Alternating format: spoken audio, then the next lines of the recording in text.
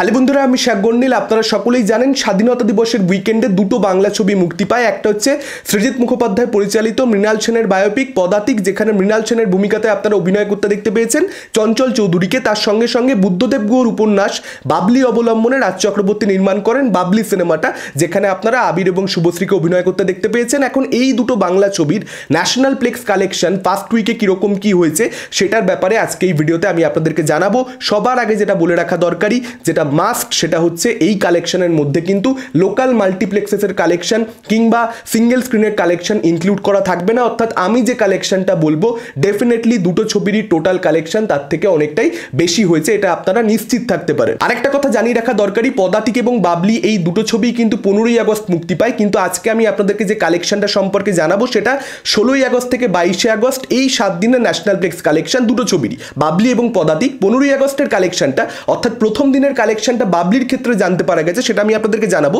তবে পদাতিকের ক্ষেত্রে কিন্তু সেটা জানতে পারা যায়নি। 16ই আগস্ট থেকে 22শে আগস্ট এই পিরিয়ডে পদাতিকের কালেকশনটা ন্যাশনাল প্লেক্স থেকে হয়েছে 3,77,000 টাকা প্লাস, যেটা অবশ্যই একটা ভালো কালেকশন নয়, এটা খারাপ কালেকশন, এটা ডিজাস্টার কালেকশন, এটা বলতে আমার কোনো রকম কোনো দ্বিধা নেই।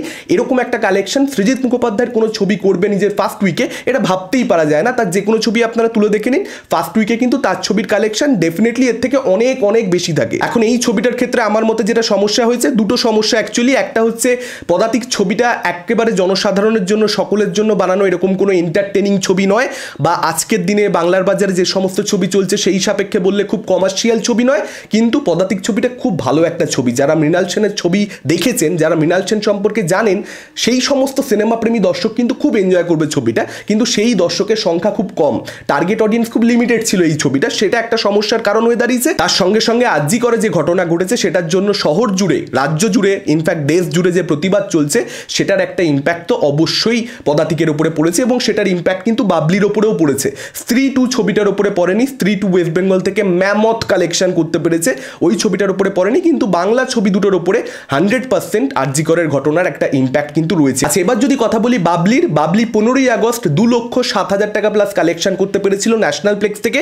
16ই আগস্ট থেকে 22শে আগস্ট এই পিরিয়ডটার মধ্যে, এই 7 দিনের সময়কালে ন্যাশনাল প্লেক্স থেকে ছবিটা কালেকশন করতে পেরেছে 15,61,000 টাকা প্লাস। অর্থাৎ প্রথম 8 দিনে ছবিটার টোটাল কালেকশন দাঁড়িয়েছে 17,70,000 টাকা প্লাস। এই রেঞ্জে কালেকশনটা হয়েছে ন্যাশনাল প্লেক্স থেকে। পার্টিকুলারলি আমি বলছি যে কালেকশনটা অন্য অনেক বাংলা ছবির থেকে বেটার, এটা সত্যি কথা, কিন্তু সেটার কারণটা হচ্ছে বাংলা ফিল্ম ইন্ডাস্ট্রির অবস্থা খুবই খারাপ, যে কারণে বাবলির এই কালেকশনটা অন্যান্য ছবির থেকে বেটার বলতে হচ্ছে। আসলে কিন্তু এই কালেকশনটা খুবই খারাপ একটা কালেকশন হয়েছে, কারণ এটা কিন্তু বাঙালি দর্শক আজকালকার দিনে যে ধরনের ছবি দেখতে পছন্দ করছে সেরকমই একটা ছবি ছিল, সেই জোনেরই ছবি হওয়া সত্ত্বেও কিন্তু এই কালেকশনটা কখনোই ভালো কালেকশন নয়। বাবলি নিজস্ব একটা জনপ্রিয়তা রয়েছে, বুদ্ধদেব গুহর বাবলি, তার সঙ্গে সঙ্গে আবির শুভশ্রীর জুটি, রাজ চক্রবর্তীর পরিচালনা, হিউজ প্রমোশন হয়েছে। তারপরেও কিন্তু এই ছবিটার ফার্স্ট উইকের কালেকশন কখনোই আশা অনুরূপ নয়।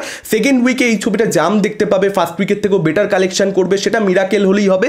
চান্সেস খুব কম, সত্যি বলতে হতেই পারে, দেখুন এনিথিং ইজ পসিবল, কিন্তু চান্সেস খুব কম। হ্যাঁ, এটা বলতেই হবে যে এই সময় ছবিগুলো মুক্তি পেয়ে তো একটু গন্ডগোলে পড়েছে, অন্য কোনো সময় মুক্তি পেলে হয়তো এখন যা সিচুয়েশন বক্স অফিসের ছবিগুলো, তার থেকে বেটার সিচুয়েশন এই দুটো ছবি ডেফিনেটলি থাকতে পারত। বেদার, খেল খেলমে, যেগুলো বলিউডের একেবারে ফ্লপ ছবি, সেই ছবিগুলোরও ওয়েস্ট বেঙ্গল থেকে ন্যাশনাল প্লেক্স কালেকশন হয়েছে প্রথম সপ্তাহে 17 লক্ষ টাকা প্লাস, আর খেল খেলমে রয়েছে 30 লক্ষ টাকা প্লাস। তাহলে বুঝতেই পারছেন যে বাংলা ছবি সিচুয়েশন বর্তমানে কতটা খারাপ। যে ছবিগুলো ফ্লপ যায় সেই ছবিগুলোও বেশি কালেকশন করে নিচ্ছে বাংলা ছবির তুলনাতে। এটা কিন্তু কোথাও একটা প্রচণ্ড প্রচণ্ড চিন্তার ব্যাপার। এটাকে নিয়ে সিরিয়াসলি ভাবতে হবে বাংলা ফিল্ম ইন্ডাস্ট্রিকে, যে তারা কোথায় ভুল করছে, যে ফ্লপ ছবি যেগুলো একেবারে চলছে না, মানুষ রিজেক্ট করে দিয়েছে যে ছবিগুলোকে, সেই ছবিগুলোও কোথাও একটা বেশি কালেকশন করে নিয়ে চলে যাচ্ছে। এটা ছিল আজকের ভিডিও। আপনাদের কি মতামত এই বিষয়ে ডেফিনেটলি আপনারা সেটা আমাদের কমেন্ট করে জানাতে পারেন। এই ভিডিও ভালো লাগলে লাইক করতে পারেন, শেয়ার করতে পারেন, আমাদের চ্যানেল নতুন হলে চ্যানেলটাকে অবশ্যই সাবস্ক্রাইব করতে পারেন। আজকের মতো টাটা, চোখ রাখুন পরবর্তী ভিডিওতে।